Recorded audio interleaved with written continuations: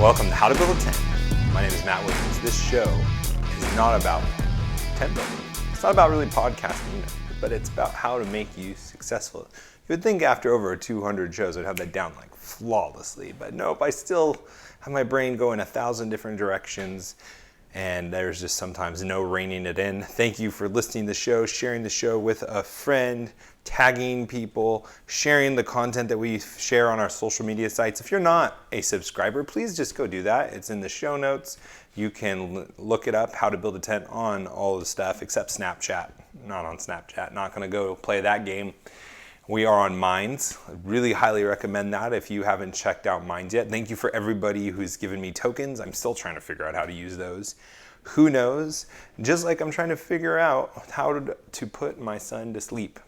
Man, he seems like some days like he's so tired, and you put him down and he is wide awake and he throws a fit. And then there's other times where he seems so awake, but he's so tired. Like luckily tonight was a night where he went down pretty easily, so I'm very thankful about that.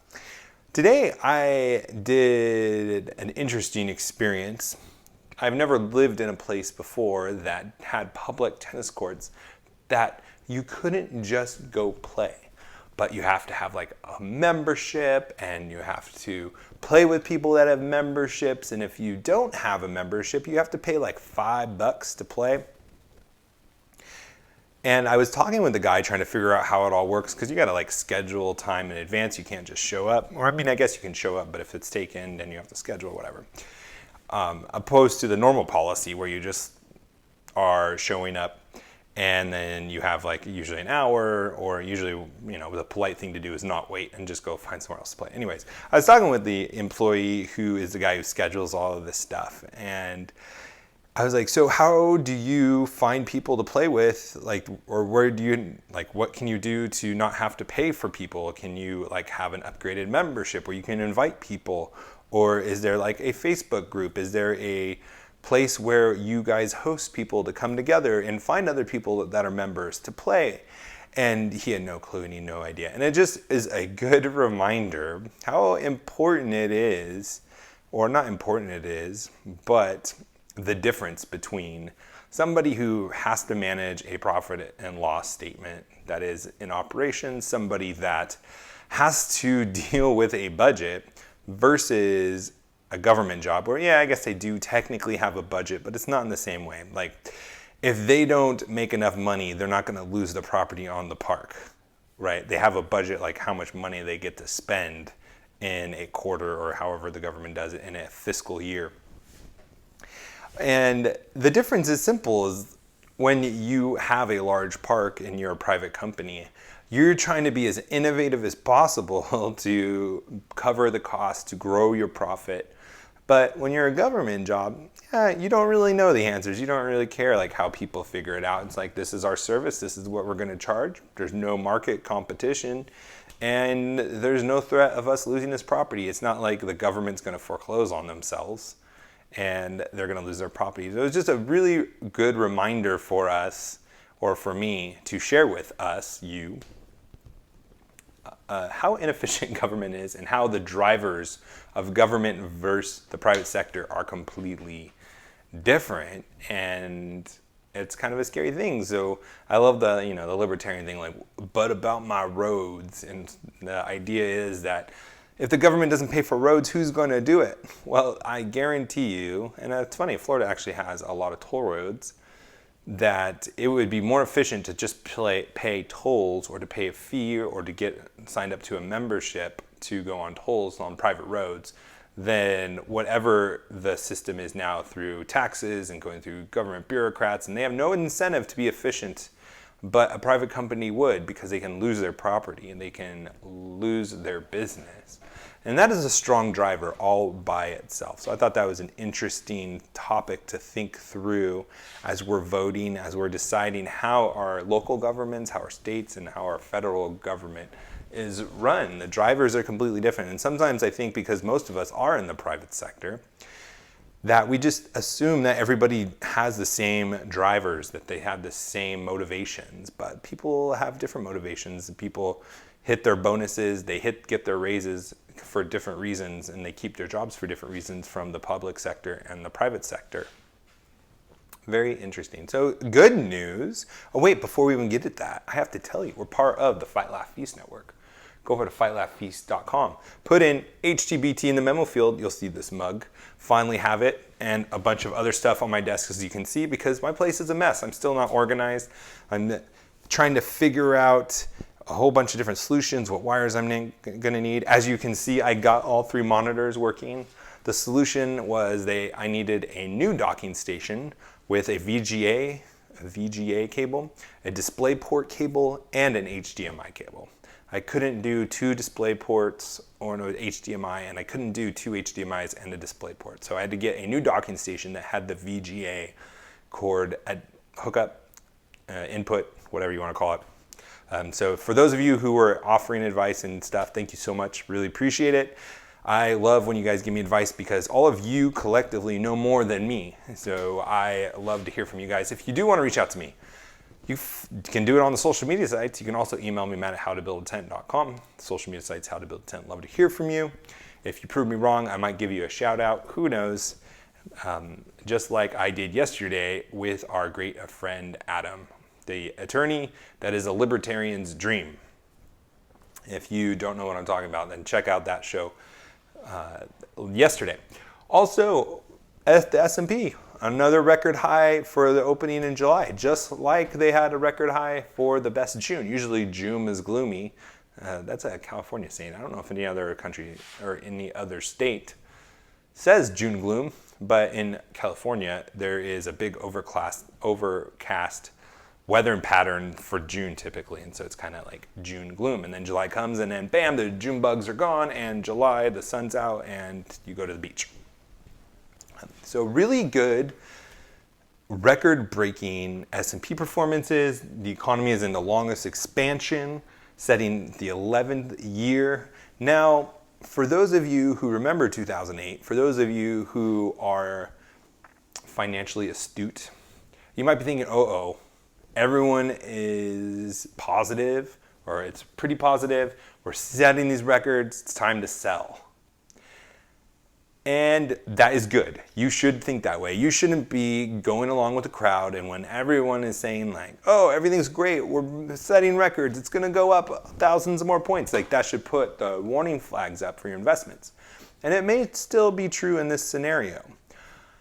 However, again, I believe we are in uncharted waters since 2008. With the regulations imposed upon us, with the quantitative easing, with the Fed purchases of mortgage-backed securities. They never did that before. I believe that these changes in the economy have really reshaped the cycles and the trends. And I could be wrong, but I believe this is the start of a new kind of trend. At least that's what I'm seeing so far. Before, you would have a recession or a pullback of some kind every 5 to 6 years. And maybe we're starting to see something different, or maybe it's just there was such a buildup of the private sector being hindered through regulations, through taxation, through this healthcare shift, through what the Federal Reserve was doing under Obama, that we just have tons of more room left to run before we have overextended ourselves. And that may be true. From what I've heard, the banks have had positive stress tests. There was only one bank, and I don't even remember the name. It wasn't even one of the big major banks that failed the stress test. So they are looking to give more green lights to lending for those lenders.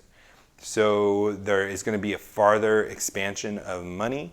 And again, I'm skeptical about the trade talks, but maybe I'm wrong, and maybe there will be some good that comes from the trade talks. And if so, that can be another huge expansion of the economy. And again, I think it's been that there's been so many barriers for the economy that we're just starting to break them down, and there's still more to be broken down. And I think that's going to allow the economy to kind of grow full size again. It kind of reminds me of, back in the old days, thousands of years ago, the Chinese, and maybe it's not so long ago, but I'm assuming it's 1,000 years ago. Maybe they still do it. But they really valued small feet, and so they would force girls into these really small shoes so their feet wouldn't grow. And they would keep them having small feet. And I feel like that was kind of what was happening with the economy through regulation, taxes, and the Federal Reserve poor judgment calls. And now the shoe's been taken off, and now there's room for the feet to grow. And I think we have a lot more record-setting times to go because of that. Not just because, hey, everything is great and let's be blind and ignorant about it, but I think that there was kind of just that buildup again, and it wasn't growing as like it should have the past, decade. But now that we are kind of starting to let the shackles come off, I think we might be still going to see some more record growth. So I am not selling yet. I'm still in the market. I'm still kind of gung-ho about the economy, and I don't have any major reasons to think otherwise. Even in the trade war, if it continues, China is getting hurt a lot more than we are. There's been a lot of data out there that have been proving the fact, and I think that no matter what happens, we kind of have the upper hand on that, and in the long run, it's going to be good for us. So I'm still really positive about that. The next topic I wanted to talk about was Lacroix. Lacroix. Oh, I got one here. I'll show you. Lacroix. And if you're not a Frenchman, you probably say Lacroix, Lacroix, or whatever.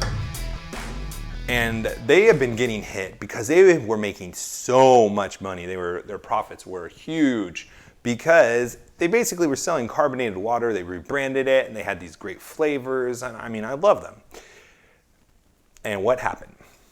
Well, competition came in and started selling similar products for a cheaper price. And I bring this up because this is I told you so, or maybe not an I told you so, but an example of my point. And my point is this, is profits are a good thing. The bigger the profit you can make in a company, you should make it. You should feel obligated. You should feel a moral imperative to make as much of a profit as you can. You should be growing those margins as much as possible. Profits are not evil. They are the opposite of evil. They are good. And if you doubt me, the only thing you should realize or know to know that I'm right is the left is against profits. And whatever the left is against is usually a great thing. And this Lacroix story is a perfect example of it. For a good run, Lacroix was making hand over fist money. They were making large amounts of profits because they rebranded sparkling water and made it this new big thing. What happened? What happened when they were making all this profits? Well, other companies with money that are in the industry saw those large profits and said, hey, I want some of those large profits. So they started coming out with their own products to compete with Lacroix and had to force Lacroix to lower their prices. Which means for us now, instead of having a Lacroix, which is a great drink, and just having them because they didn't really make a lot of money, it wasn't really attractive for other companies to go in, and we were just stuck with Lacroix. Now we have a multitude of other drinks that are just as good as Lacroix at a cheaper price than what Lacroix was selling it in the first place. So their desire to get rich, to grow their profits, brought in other companies to provide a similar value for a cheaper price, which caused Lacroix to come down. And overall, now the industry has several different flavors, several different companies at a lower price for us to enjoy as consumers. Now I'm not stuck just drinking Lacroix. I have tons of other drinks. I have Costco brand because I'm a big Costco fan, and many others. And we are all better off for it. The economy is wealthier because these drinks are creating jobs. These drinks are creating more money to be given to these companies, which reinvest and create more jobs. And we have a better selection now at a cheaper price. And that is why profits are so important and such a good thing, because it further stimulates the economy. It gives us as consumers more options, and it gives us a more affordable product, which means that our dollar goes a longer way, a farther reach, because we can buy more products with that same dollar because the prices come down. That is why it is morally it's almost a moral obligation for us to grow our profits as much as we can. Now, I'm not saying raise your prices so much that no one wants to buy your product. I'm not saying that at all. You should find the equilibrium of what is the price that's going to make you sell the most at the highest price, where you can get the max profit. There's like a whole margin formula about that we're not going to get into because that would be super boring. I don't know off the top of my head how to make that interesting on a podcast. But profits are good. Another story that I saw that was really interesting is Walmart is starting to use VR technology to pick their middle managers. They go through scenarios, they go through games, they go through role playing using VR. And I bring that up because more and more of our future jobs, our interviews, our career paths, our training are going to be around this VR technology. So preparing yourself, going through these role-playing scenarios, even if you don't have the VR technology, but thinking through different scenarios, role-playing with a friend before you go into interviews, it's going to become more and more of a thing that you need to be comfortable with. And the sooner you become more comfortable with it, the more of an advantage you are going to have. If you practice role-playing different scenarios and people throwing out different things, or you thinking about when you come upon something at maybe a Walmart and you see an issue going down, instead of just like staring and like laughing or texting your friend about it, but thinking like, how would I handle this situation as a manager? What would I do? How would I make this a win-win for the customer who's complaining and for the company as well? And if you could just train your mind and start practicing those things, you're going to have an advantage when you get this VR, virtual reality, 3D camera stuck on your face. And it doesn't even have to be the technology. Like, people can just ask you role-playing questions. I've had that in an interview before where he's just in front of a board and like, so what would you do in this situation? And then they actually like grill you, like, oh, why didn't you think of this? Or why didn't you do it this way? And they make you feel like you did it completely wrong. And they're trying to gauge like how much stress you can handle. It was a very intense situation. And the last story I wanted to bring up is kind of a downer. And I'm sorry to end this on the downer. But it's not a downer in the sense that, hey, this guy is getting some brownie points in heaven, but a Christian that worked at IKEA in Poland was told or mandated or said that, hey, we as a company are going to celebrate LGBT. And he basically said no. He posted a bunch of Bible verses against the LGBT movement on his social media site, and he got fired. And I bring that up because we are in a battle. And it's not just all going to be downhill. We're not going to just continue to have momentum, but we are going to hit speed bumps. And as we proclaim the Lordship of Jesus in every area of life, there are going to be people that proclaim the opposite, that don't want to hear that message, that want to reject him. And that's something we should be expecting. That's something we should be prepared for. And I just want to bring it up, not to discourage you, but to prepare yourself, to harden yourself, to prepare for what is ahead, that as you are a faithful servant, that these things can happen to you. And you know what? It's okay. He's going to be okay, because our God that we serve is bigger than IKEA. And our God can assemble furniture for us. Something that IKEA can't even do. And I bring that up also as Christians, that we should make them pay and not be buying IKEA anymore. If they're going to fire Christians for taking a Christian biblical stance, then we as Christians shouldn't be paying for their products anymore. And we should be supporting companies that do. And even if that takes a little bit more time or research, a little more diligence, that is part of the way that we can fight the battles, that we can use our success and the money that we make to make a difference. So we can vote with our dollars. It's a very important point that I really hope that you guys take to heart and are serious about. We really are in a battle. And if you're not on our side attacking the enemy, then you're in the way and you're part of the problem. So get in the fight, figure out what God wants you to do, and be obedient to his calling, and be successful, because you are going to have more influence. You are going to be able to do more effective things for Christ. He's going to be able to use you in greater ways as you continue to be obedient to his calling and be obedient to the talents he's given you. He'll give you more, and he'll be able to use you more, because that's just how the system works, and that's how he's made it to work. Now, with that, let's go out and be successful together.